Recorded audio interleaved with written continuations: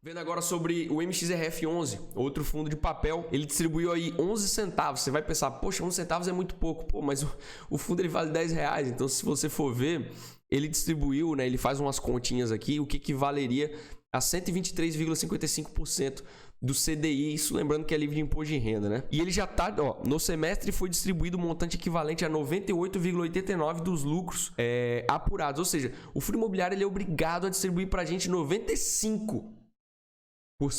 Mas ele pode distribuir mais. E no caso do MXRF, ele já está distribuindo na casa do 98,89%. Então, que nem eu falei para vocês, cada vez mais os fundos eles estão deixando de ser aquele fundo específico, único, exclusivamente focados em só papel, né? A gente viu que o MCCI também teve o quê?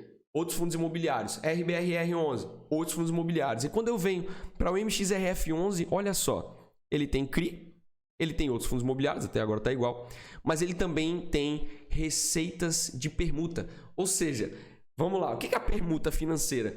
Imagina que você vai lá, coloca lá no OLX, vendo um apartamento. Sempre tem aquele cara que vem fazer aquela proposta, né, que muitas vezes é indecente, que fala assim, quer trocar o meu carro e eu volto mais tanto, né? Isso é uma permuta. E essa mesma coisa acontece dentro do MXRF11. Então, poxa, ele tem um CRI, e às vezes ele troca por outro CRI, e é justamente essa troca. Não necessariamente vem CRI, vai dinheiro. Às vezes rola essa troca, né? Que é essa permuta financeira. E eu coloquei aqui também receita de LCI e renda fixa, mas isso daqui é normal para todos os fundos imobiliários, porque é onde eles guardam o caixa, né?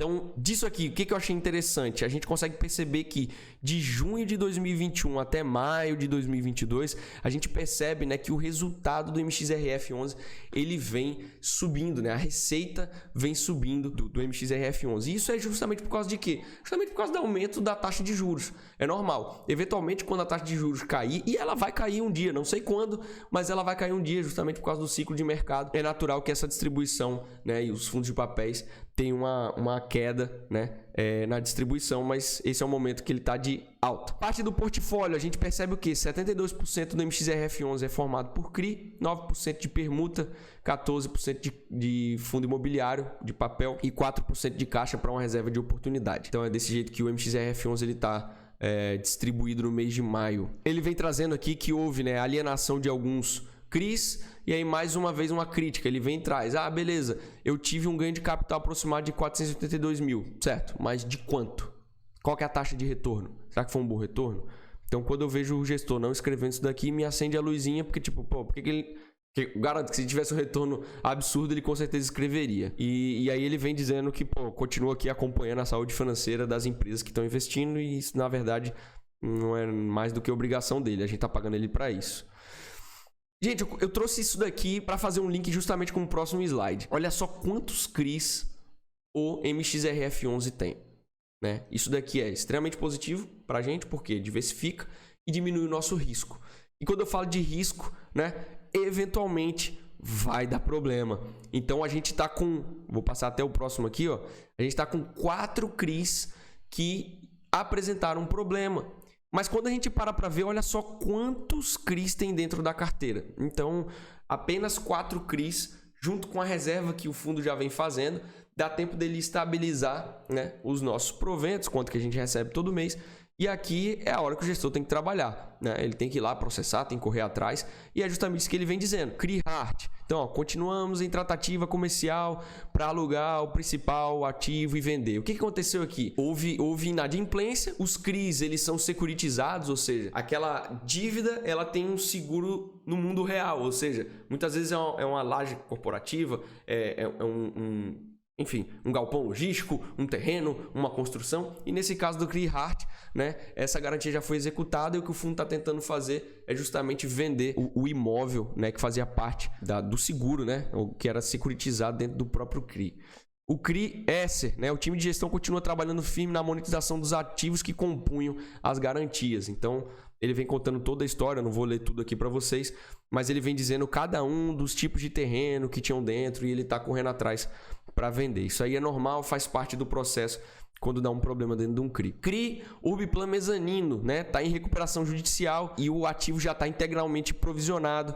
E aí mesma coisa, ele segue aqui em conversa para vender o crédito e sair. E esse último CRI, o Next Group, eles resolveram avançar na execução das quantias do CRI. Então a gente percebe o quê? Eu falei de uma forma bem simples, senão isso aqui vai ficar muito gigante esse vídeo.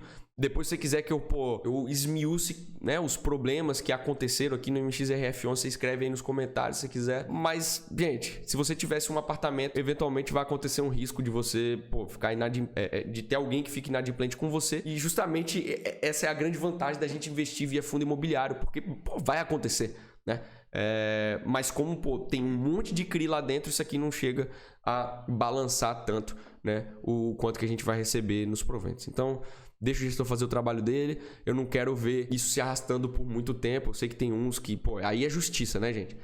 O fundo processa, vai garantia para lá, recorre para cá, mas ao longo do tempo quero que isso aí se resolva e a gente percebe que o gestor está correndo atrás. Em relação ao fundo de investimento imobiliário, ele anuncia aqui que foram feitas 4 aquisições e a gente encerrou aí na carteira de FIIs com 329 milhões.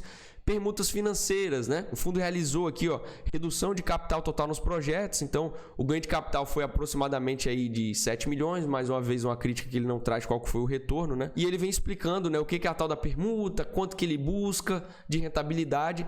E a gente vê que, olha só, a rentabilidade típica das permutas financeiras é INCC mais 13. O que é o INCC? É o Índice Nacional de Construção Civil, né? As obras, né, elas normalmente são corrigidas pelo INCC, que é justamente o valor do tijolo, o valor do material de construção, o valor de mão de obra. Nenhuma obra foi paralisada, o que é muito bom para a gente.